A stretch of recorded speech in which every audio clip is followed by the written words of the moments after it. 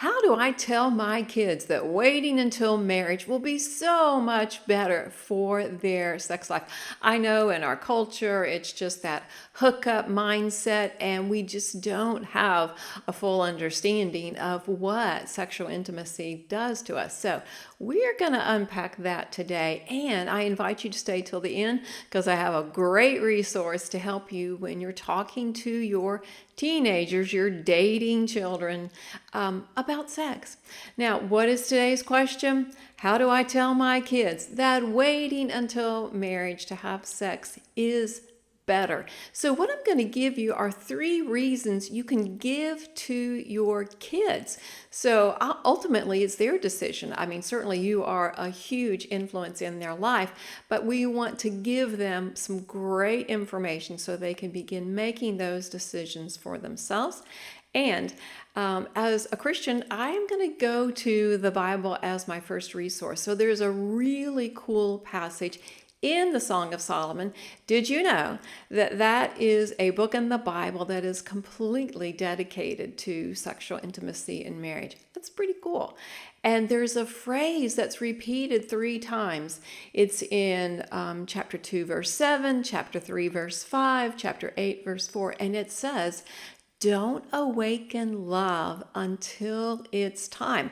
So yes, it's about waiting, but all of the research that I did gave some specifics to this waiting. So listen, and we're just trying to put this in a realm where your kids are going to benefit. So waiting until marriage will bring them the maximum joy and fulfillment. They'll have all that anticipation.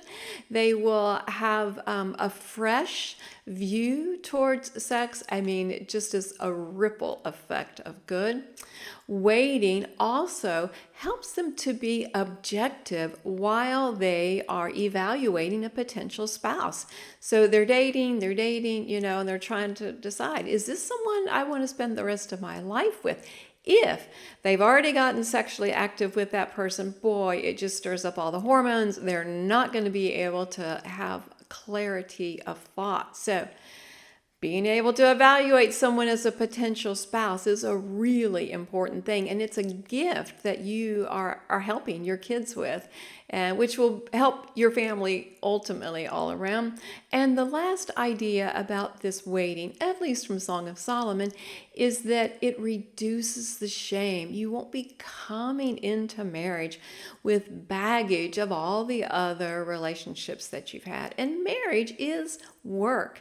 And so if we can minimize some of that work and not add to the baggage, then that's going to be a win-win, right? But I have 2 more reasons for you. So we had these passages from Song of Solomon, and the second reason is that waiting teaches them to manage their sex drive.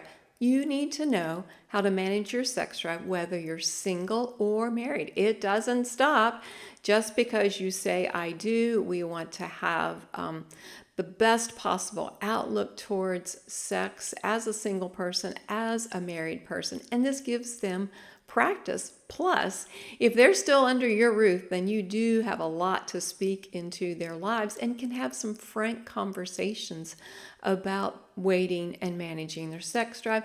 And then the third reason is that this is going to be the most successful thing for potential baby. I mean, that is a possible outcome of having sex. Somebody gets pregnant. We love these babies. But having a mom and a dad, having a family, having a covenant in their marriage is going to be the best for a baby. So we have to have that point of reality also.